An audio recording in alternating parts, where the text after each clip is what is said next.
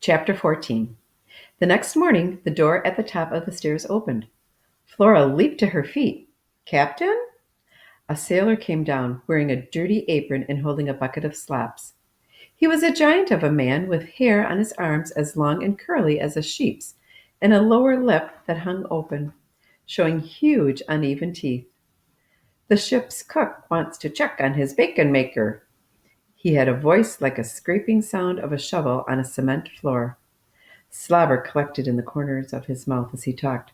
"Time for eating, my little pork chop." When he dumped the slops into her bowl, Flora gladly grabbed a bite. Wonderful! Biscuits and gravy. "Good piggy. You are everything from yesterday," he said, patting her on the flank. "Amos likes a big eater." Flora looked up. If only he knew who the big eaters really were. "Amos wants you to grow fat, so big." His arms, which usually hung almost to his knees, were spread wide. Flora plunged her mouth into the slops. She was on her way to getting stronger. Now she needed to get bigger too. She looked over the top of the bowl, glancing around for what she knew was waiting and watching. Sure enough, as soon as the cook's footsteps faded at the top of the stairs, the three rats slipped out from between the boxes.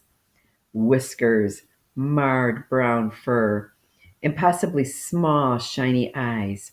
Their leader, the one with the bald patch, clacked and curved yellow teeth together. Snap, snap, snap.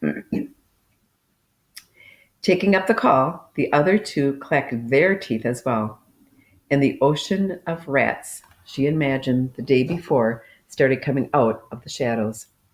Flora swallowed at last, her last mouthful, backed up, and locked her trembling knees. Then the bald rat king hissed. It was a terrible sound, worse than the teeth clacking. As soon as he did this, the army of rats swarmed over her food, snarling at one another as they cleaned out her bowl. When it was spotless, they slipped away into the shadows, all except for the king. He crawled back into the bowl, sprawled on his back, and began to lick the gravy from around his middle.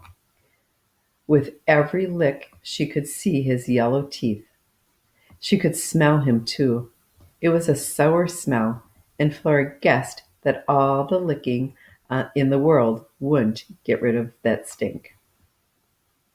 When he was done, the rat rose up on his hind legs. He opened his mouth and hissed again. Flora tried to step back further, but the collar jammed under her chin.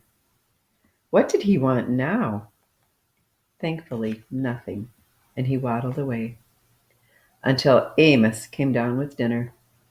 Flora got ready to gulp mouthfuls as soon as the slop hit her bowl.